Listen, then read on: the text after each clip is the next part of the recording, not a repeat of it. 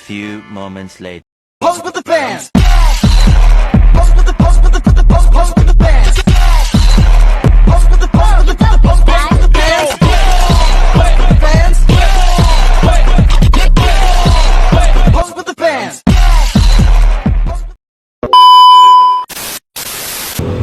Assalamualaikum warahmatullahi wabarakatuh. Kami dari kelompok 4 akan menjelaskan tentang ekonomi mikro. Ekonomi mikro adalah cabang ilmu ekonomi yang mempelajari perilaku individu dan rumah tangga, serta perusahaan dalam membuat keputusan alokasi sumber daya yang terbatas. Fokus utamanya adalah pada bagaimana keputusan ini mempengaruhi penawaran dan permintaan barang dan jasa di pasar tertentu, serta bagaimana harga ditentukan. Berikut adalah poin-poin utama dalam materi ekonomi mikro. 1. Konsep dasar ekonomi. Kelangkaan atau scarcity. Sumber daya terbatas sementara keinginan dan kebutuhan manusia tidak terbatas.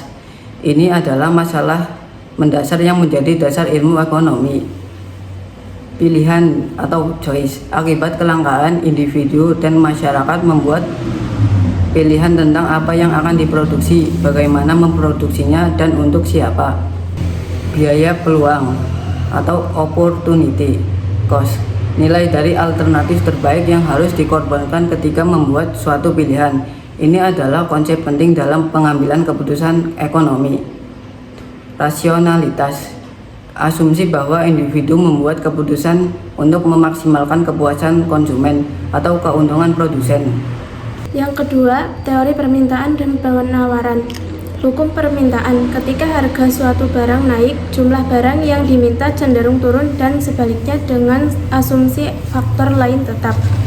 Faktor-faktor yang mempengaruhi permintaan, harga barang itu sendiri, harga barang substitusi dan komplementer, pendapatan konsumen, selera, dan ekspektasi. Kurva permintaan, grafik yang menunjukkan hubungan terbalik antara harga dan jumlah yang diminta.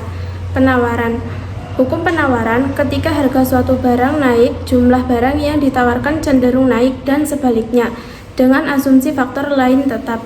Faktor-faktor yang memengaruhi penawaran, harga barang itu sendiri, biaya produksi, teknologi, jumlah produsen, dan ekspektasi.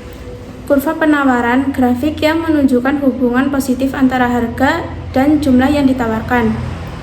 Keseimbangan pasar, titik di mana jumlah yang diminta sama dengan jumlah yang ditawarkan, sehingga tidak ada kelebihan penawaran atau kelebihan permintaan. Pada titik ini, harga disebut harga keseimbangan dan kuantitas keseimbangan. Yang ketiga, elastisitas. Elastisitas adalah ukuran seberapa besar perubahan suatu variabel terhadap perubahan variabel lain. Biasanya digunakan dalam ekonomi untuk mengukur responsivitas permintaan atau penawaran terhadap perubahan harga, pendapatan, atau faktor lain. Contoh elastisitas yang umum, elastisitas harga permintaan dibanding seberapa besar perubahan jumlah barang yang diminta ketika harga barang tersebut berubah. Elastisitas harga penawaran dibanding seberapa besar perubahan jumlah barang yang ditawarkan saat harga berubah. Elastisitas pendapatan permintaan dibanding seberapa besar perubahan permintaan terhadap perubahan pendapatan konsumen.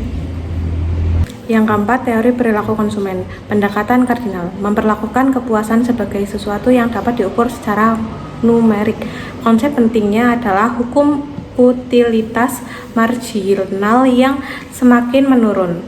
Yang kedua, pendekatan ordinal, mengasumsikan bahwa konsumen hanya dapat mengurutkan preferensi mereka. Yang ketiga, kurva indifferent, menunjukkan kombinasi dua barang yang memberikan tingkat kepuasan yang sama kepada konsumen. Yang ketiga, garis anggaran, menunjukkan semua kombinasi barang yang dapat dibeli konsumen dengan pendapatan dan harga tertentu. Keseimbangan konsumen terjadi pada titik di mana kurva indifference bersinambungan dengan garis anggaran mencapai kepuasan maksimal. Terus yang kelima ada teori produksi dan biaya. Fungsi produksi, hubungan antara input seperti tenaga kerja, modal, dan output seperti barang dan jasa yang dihasilkan.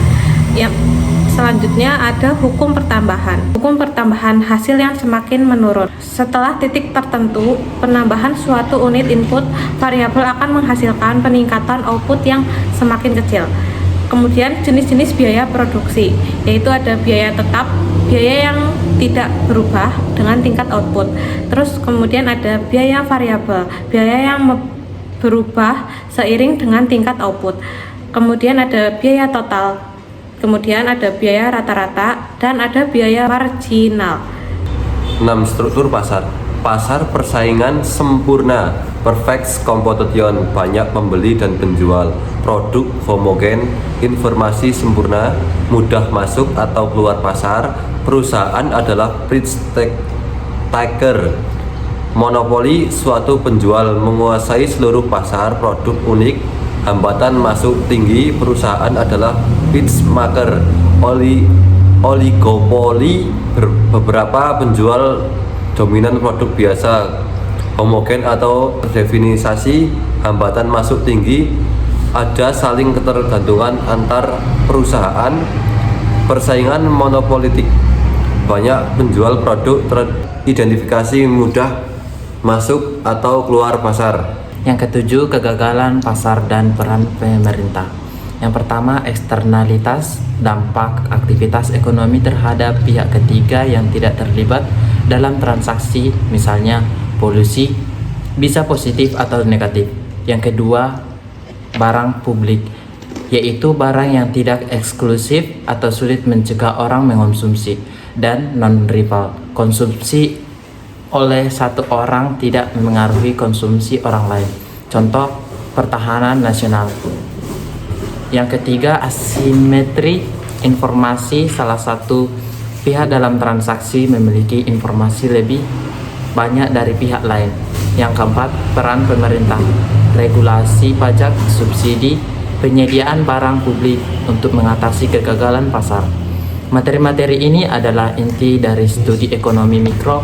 Pemahaman yang kuat tentang konsep-konsep ini akan membantu Anda untuk menganalisis perilaku ekonomi di tingkat individu dan perusahaan. Oke, sekian dari kelompok kami, kelompok 4. Sekian dan terima kasih.